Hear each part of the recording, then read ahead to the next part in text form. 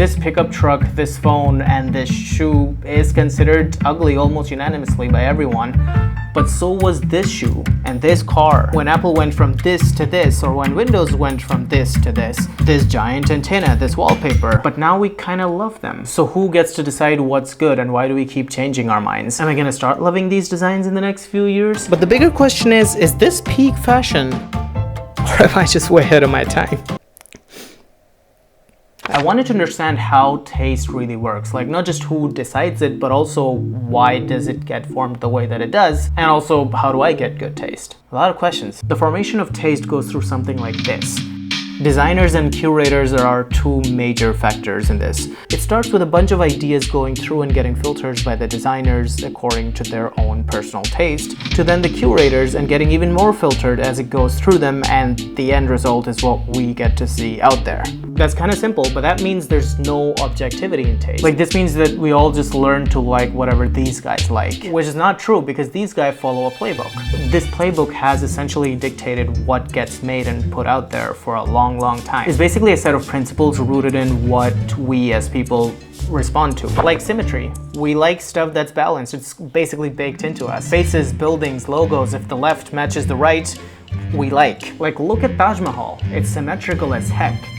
And we love it for that. But symmetry alone is boring, so throw in contrast. You make it pop this bright green apple in front of this muted colored picture. Sharp metal frames cutting through soft beige walls. Or album covers that smash two opposing colors together. Tension keeps us interested. Now layer in novelty, something we haven't seen before. Like when Dyson dropped that bladeless fan. It looked kinda off, but it made you stare. The original iMac, translucent, colorful, very much different than all the other boring beige computers out there. And being different like that is powerful because novelty grabs attention, but even that has limits. You push too far, people freak out. So designers sneak in familiarity, like how PlayStation controllers have evolved. They tweak buttons and grips and stuff throughout the years, but kept the soul, the general feel of what a PlayStation controller feels like, or how Canon cameras evolved. It's new, but not too new. The balance between novelty and familiarity is very important. I'm gonna put these two phones as an example for each, because I think these are like the pinnacle of these two approaches. The iPhone leans quite a bit towards the familiarity side. We know this, every iPhone looks the same, it's a whole thing. Which, by the way, is not necessarily a bad thing. But Nothing, on the other hand, is a brand whose whole thing is that they found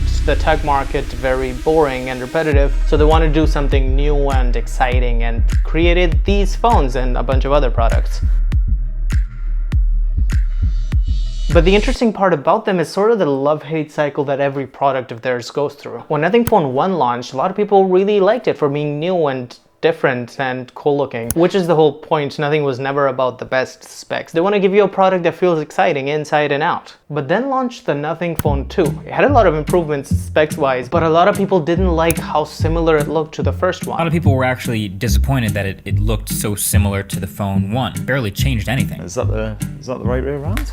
They may look pretty bloody similar. They look like completely different products. Why do people say nothing has changed? And yeah, it was very similar, but then launched the Nothing 3A, and it was different. People disliked it, like a lot, for being bad design, and also getting rid of that familiar light strip panel that they got used to and loved. Familiarity going away. But this hate was actually kind of short-lived. People got used to the design. But that wasn't the case with their latest phone, the Phone 3, which even the people that loved it did say that it was objectively ugly. The Nothing Phone 3. And yeah, it's ugly. And my question is it though? Or are we just doing the same thing again? Because objectively it is symmetrical. It has all the cool looking elements of like transparency and everything that Nothing phones usually have. It also has this little cool thingy up top. My point is, people are gonna start loving it in a bit of time, especially if Nothing launches more of these similar kind of designs. You're not gonna think it's weird because you've seen so much of it already. It's kind of like forced familiarity. Like if you show people enough of something in a certain way,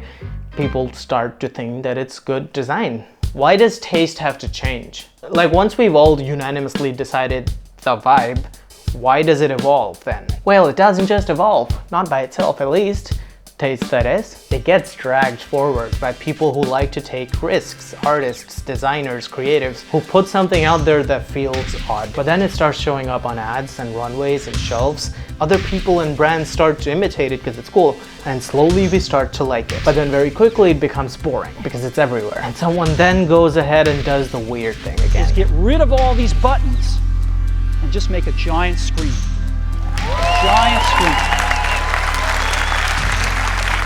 How do I get good taste, gosh darn it? You might have exclaimed just now. So you need to really understand two things for that.